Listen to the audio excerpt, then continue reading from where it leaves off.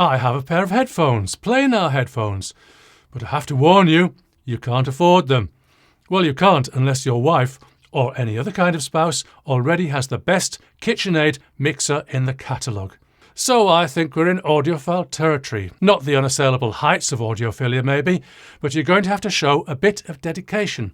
So here we are, the SJY Horizon Closed Carbon headphones. I'm going to unbox them.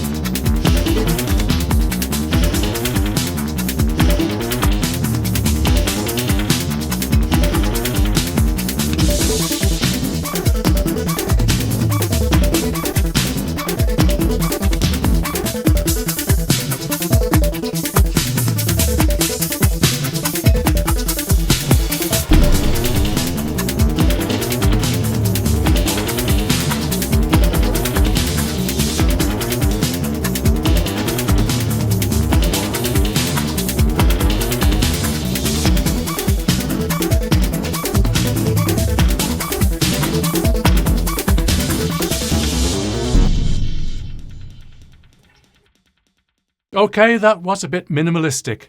Not many bits to play with. And no manual. I've been advised that there isn't one as yet, but hey, you put them on your head and play music. What else do you need? Of course, we all know how to use headphones, but the reason I'm mourning the lack of a manual is that there are certain things we need to know. Specifications. Fortunately, we can get the basics from the SJY Audio website. Connector, 4.4mm balanced. Weight, 475 grams, just over a pound. 90 decibels per milliwatt sensitivity. 11 ohms impedance. What? 11 ohms? Well, at least it's more than 8, which is the lowest impedance headphone I've come across so far. What we get from this is that, well, they're balanced, and that's a bit of a why not these days. They're quite heavy, but then plain-air headphones can be. I said can be, they don't have to be. But obviously the designer has to make choices, some of which may add weight in return hopefully for better comfort or higher quality of sound. Sensitivity a little on the low side. As a benchmark, I tried something that no audiophile ever would.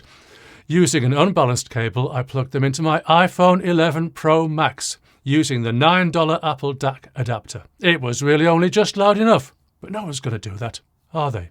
Commenters? Impedance, 11 ohms.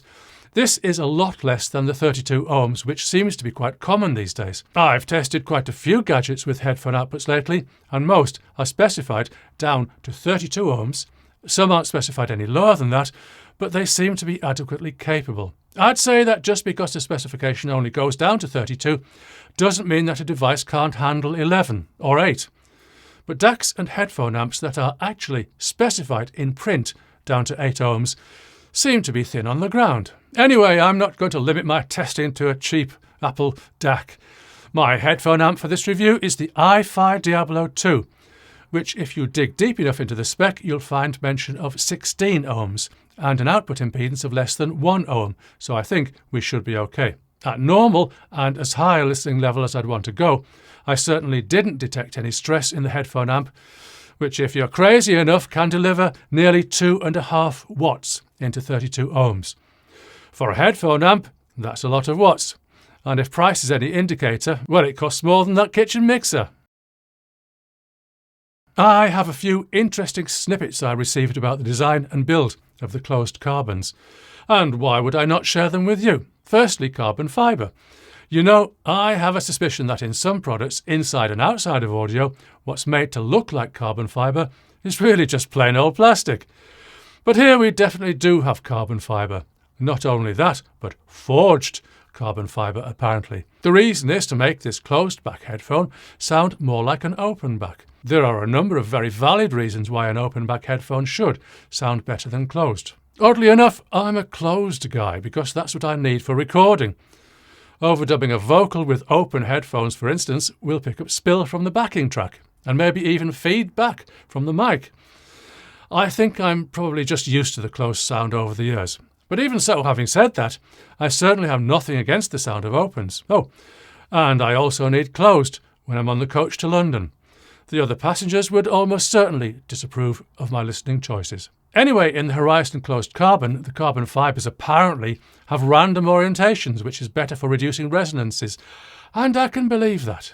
Snippet number 2 is that the ear cups are angled. Again, this seems to make total sense, so that reflections don't bounce back and forth between the inside of the cup and the driver.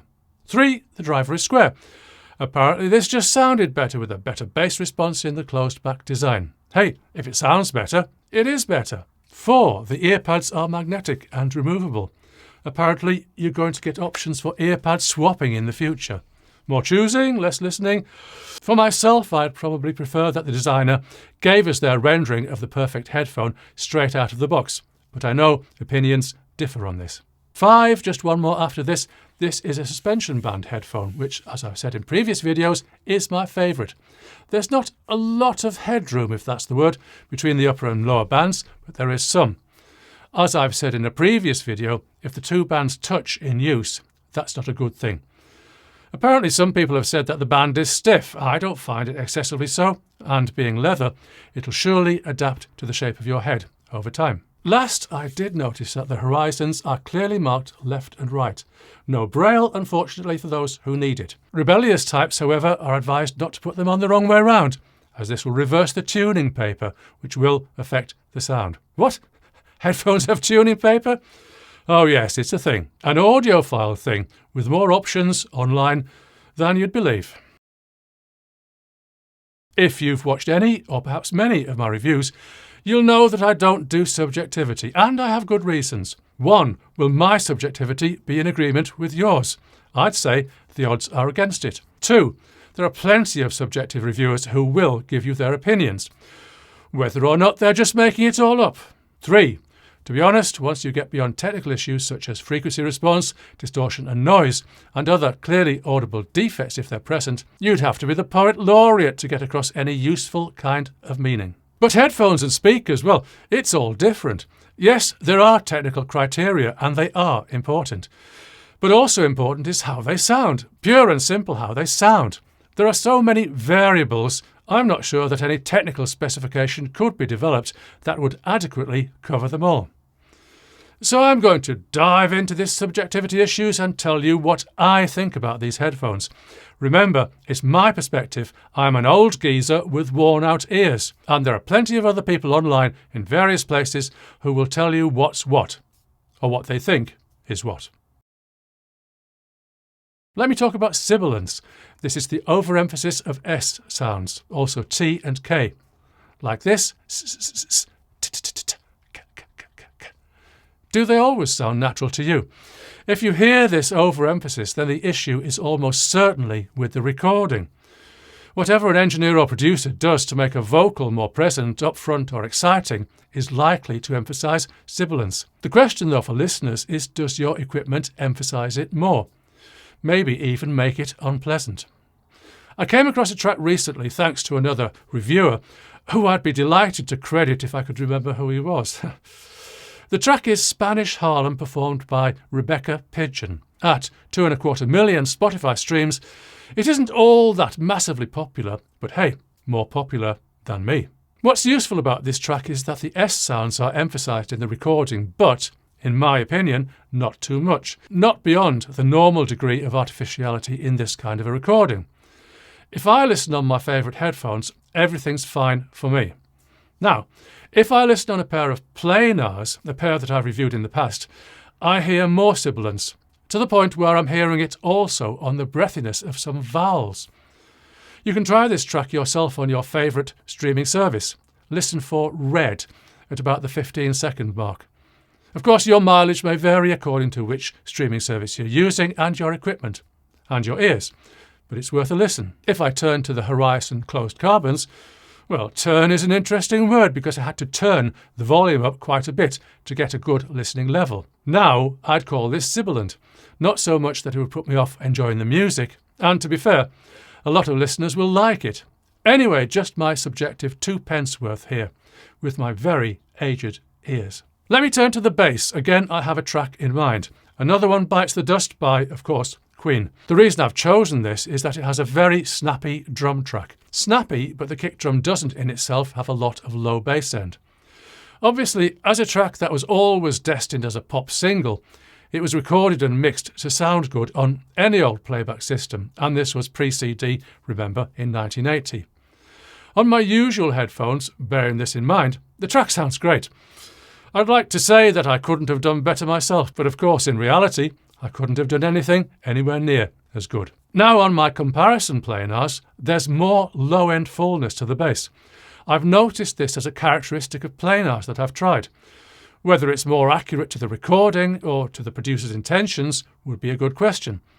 But whether it sounds better to the listener, I suspect many will like it.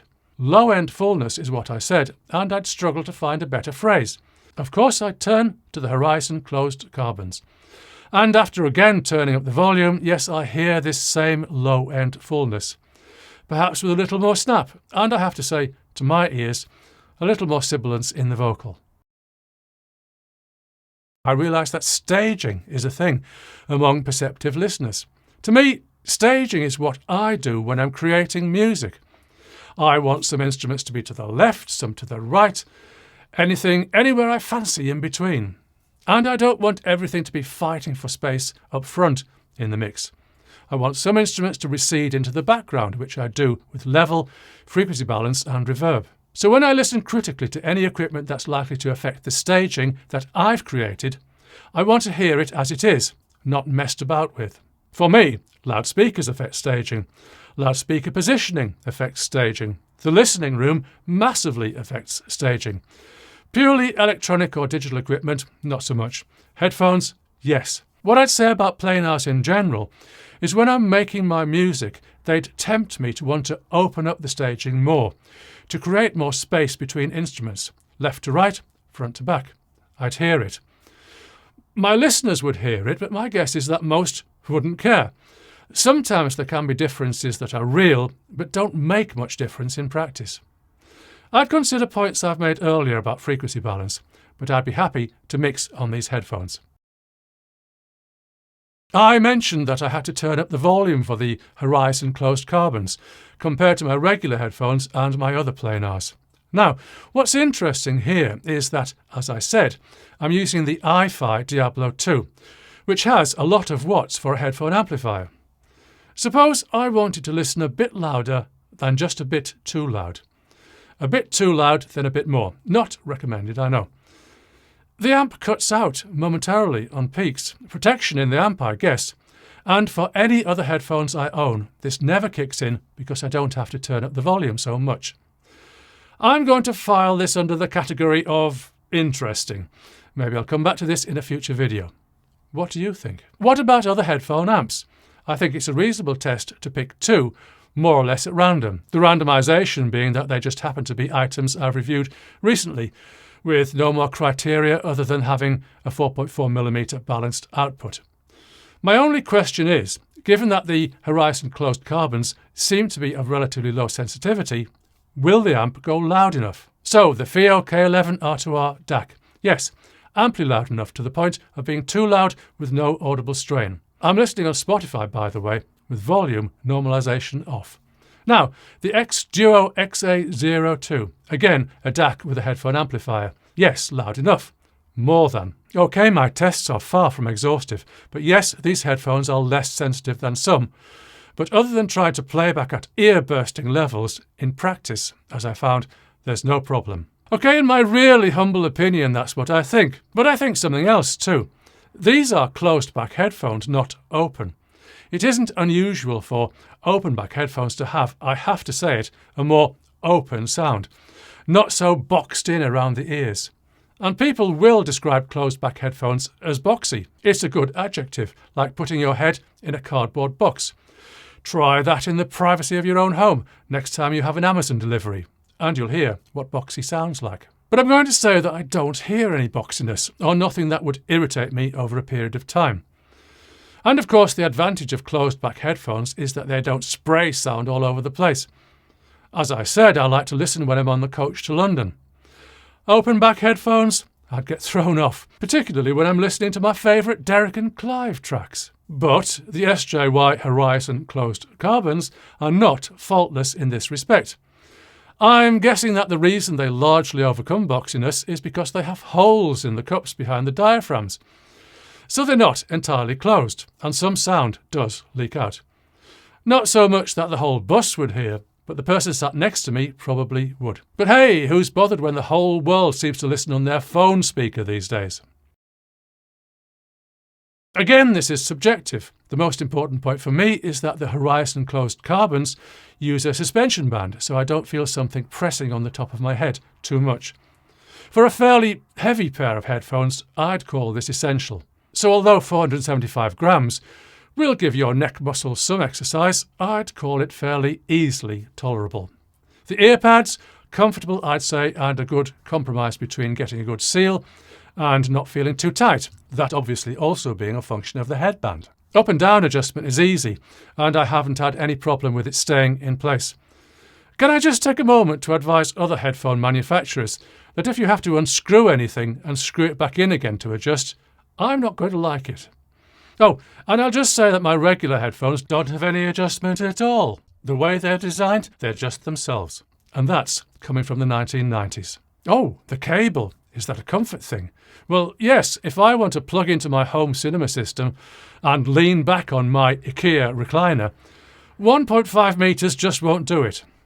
But looking around at what's available or not available in longer lengths, maybe it's just me, and should we be considering the impedance of a longer cable compared to the low impedance of these headphones? That would be another video for another day.